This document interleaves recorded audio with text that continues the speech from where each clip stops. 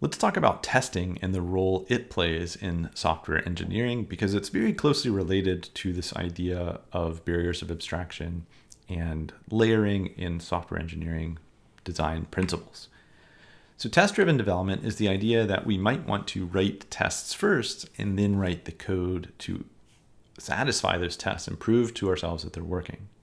And in some ways, if you've ever written a function and written some sample code that runs that function and prints its outputs or something like that, you've written a simple test, right? That is, you can think of that as test-driven development. But entire software frameworks have developed around this concept to make it easier to structure our tests and rerun them in verifiable ways that allow us to make them parts of other bigger workflows in the software engineering environment. So there are many benefits to this, including when you properly test a code base, you get not only more robust code that tends to have its edge cases more thoroughly checked, but you protect yourself against regressions. And this is the idea that you've got one working piece of code, but then your focus kind of turns to solving some other problem. So you're fixing some other part of your program, and you inadvertently made a change that broke some other use case. So that's a regression. And so by using tests and automated testing frameworks, you can protect yourself against regressions by making it very simple to rerun all of the tests that you've written for a given project. It'll help you improve the design of your code because when you're writing tests, you are actively making use of the API you're exposing for the code that you're testing. And if you have a really painful to use API, you'll feel that in the testing, and it will be hard for you to test it, right? And so what test-driven development will promote are simpler, smaller functions, and also it promotes pure functions. So a pure function is one that, given some arguments, it's always going to return to you the same value, right? It doesn't have side effects like printing to the screen or something like that. This seems counterintuitive at first, but writing good tests will also speed up your ability to complete a project because it creates a small feedback loop between when you can try out some idea, convince yourself that it works, and then also convince yourself that you haven't broken something else. As mentioned previously, there are two really important kinds of tests that we tend to break things into. There are other kinds of tests outside of these, but these are the ones we'll be seeing throughout this semester. The first are unit tests. And we're talking about a unit of code. So this might be a function or a module. And this is what we're seeing in the Google testing framework. And in other languages like Java and JUnit, you would often use this to test methods and constructors and things like that. Really, the point of a unit test is to try and isolate the surface area of what it is you're testing so that it's redundant, so that you're kind of avoiding the possibility of making tests that become really fragile as you change other parts of your project, right? So if you change some other part, some other unit, a unit test shouldn't break or be modified by that. And so this will help you design your units such that they are as isolated from one another as possible and have as clean of barriers of abstraction as possible. Integration tests are ones that tend to run an entire system or a big subsystem of your project. And this would compose many units together and test sort of a front to back. Right? And often these will run the program from the user's vantage point or from a user of a high level or a high layer of barrier of abstraction in your program. These kinds of tests can be much more challenging to write. They can be more fragile because as you make changes in parts of your program, because the integration test might depend on the entirety of it, it might break it. But generally, integration tests are also valuable in just convincing yourself that it all comes together and works as a coherent unit. So there's value to both of these. And for right now, we're going to be focusing a little bit more on unit tests. When you start work in test-driven development, you typically want to try and think about what are your tests first. And this is also thinking about what is your API, what is the function need to do, and how can you convince yourself that it will do that? What are the types of values it expects as arguments, and how do you set up a test in order to give it the values it expects? So ideally, when you write your first test case for a new unit of functionality, you're going to focus on what is the simplest test case possible. And often this will be an edge case that requires like no efforts to pass, right? Just the simplest case you can imagine for using this function. And then you want to stub out the function that you're implementing, right? So you would stub out your test function. We've already done this in the code base today, but if you were adding a new function of your own design, you would write just the signature with an empty body and the minimal return value you could to get away with it being a valid and compilable function.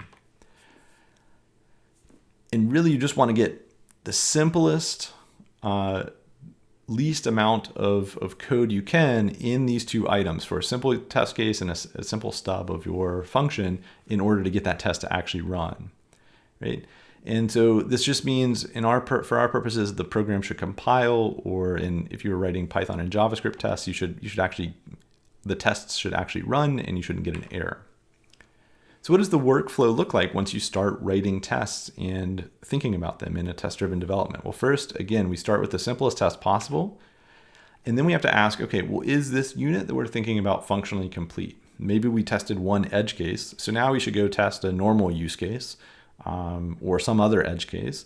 And if it's not functionally complete, which it won't be after just a very simple test case, what we do is we add another test that fails. So we got our simplest test to fail. Well, let's add another test that proves to ourselves a little bit more about this unit that we're working on. We're going to go and improve the function until it now passes that test, right? So we get that test to pass, and then we run all of the other tests that we might have in our test suite and be sure that we haven't broken something inadvertently. And that brings us back to the initial question of, is this unit complete? And if it's not, if there are still other edge cases that we need to be sure that we're properly handling, we'll go and follow this cycle a few times over, right? And this cycle is really about functionality. Can we convince ourselves that we are implementing this function correctly and covering the cases we need? This isn't about elegance, nor is it about performance, right? So once a unit is functionally complete, it does the things that it needs to do. I would encourage you to make a commit in your project as we move forward in the semester and we are following some test-driven practices. Committing at this point is a good thing to do. Then you can ask yourself, is this unit of high enough quality, right? Does the code actually look good? Is the code easy to read? Are my variable names as good as I would like them to be? Is this code of high enough quality and meet whatever performance requirements I have? And if not, what we'll do is we'll refactor that unit to improve quality at this point. You don't want to be focused too much on quality in just the getting it running step. You can be. There's some things that you can do to avoid putting yourself in a bad place. But really, functionality first, and then worry about, how can you make this improve the quality of your code? And once you're satisfied with that, make another commit and move on to the next unit that you need to implement. So you'll notice there are two feedback cycles in this process. One is to get a good complete suite of tests that barely pass, right? And so this is actually what we're doing in that first cycle. Not only are we improving the functionality, but we're building up a test suite. And that test suite is important for convincing us that as we improve our code later, we won't have any regressions or any cases that we accidentally miss. And then what we're going to focus on in the second cycle is how do we get to a good complete unit of code that's very well implemented. So how do you know when you've got enough tests? This is a common question, right? Well, once you've exhausted the things that you can imagine writing test cases for, the edge cases and the expected cases, and when you've run out of ideas for coming up with the next one that will fail, you've probably got enough, right? And so getting to the point of not being able to have ideas for how else could I make this function break and test that and then go fix my function, that'll give you a sense of whether or not you're done with the testing cycle. The tighter and more compact you can make this feedback process, the more you'll get joy out of it, right? So just writing some simple tests, getting those tests to pass, getting those to green, going back and adding other simple tests to fail and then get those to green can be a pretty exhilarating workflow and will help you get through a project faster. I want to spend just a moment talking about the ergonomics of software engineering. And this is an observation of having worked in industry in a number of different environments and having read quite a bit on software engineering at different organizations. And one of the things that I think is a common differentiator between an average team and a great team is how well thought out a development workflow is. How easy is it for you to use best practices? How quick is it for you to get testing feedback? Things like that. And if you're working in a team or in an organization where the experience of writing and running tests is really painful, people are going to do a worse job of testing. And if you do a worse job of testing, that can lead to regressions and problems that you're having to solve after you push bugs out, and you're fighting sort of a backlog of problems that could have been avoided in the first place by using better practices.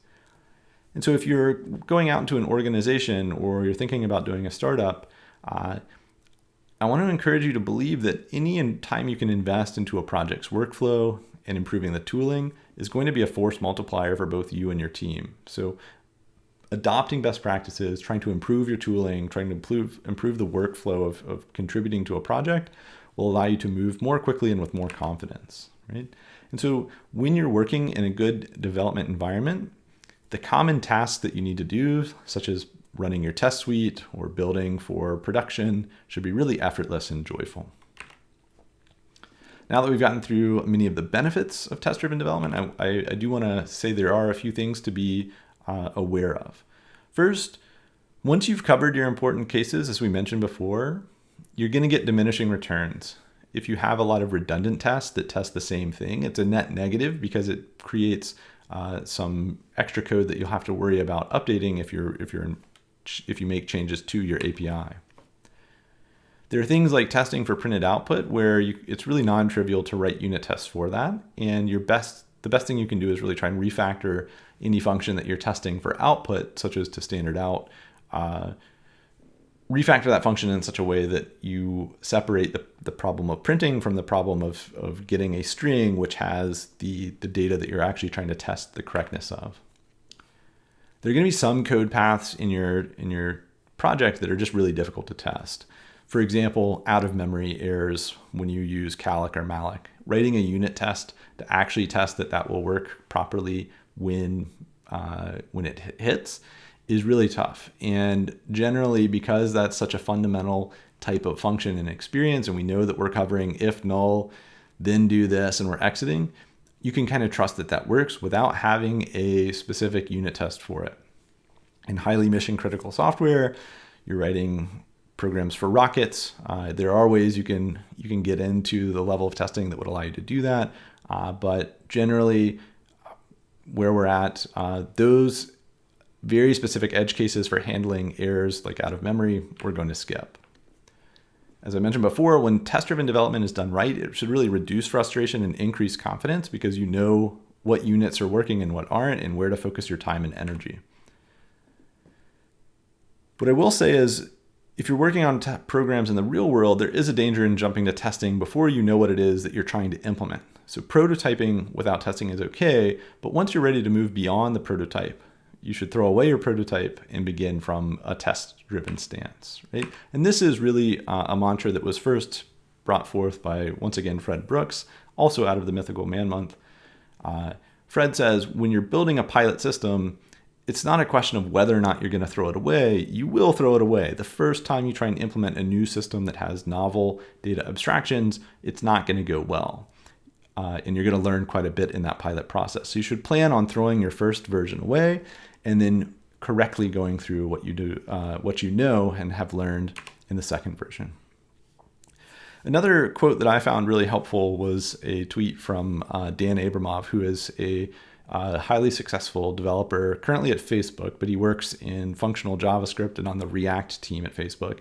And he makes this note of, test-driven development paralyzes me. I'm all for writing tests early in the process in library code. So this is like when we're trying to build a barrier of abstraction, we're thinking about writing code that will serve as a library in a sense.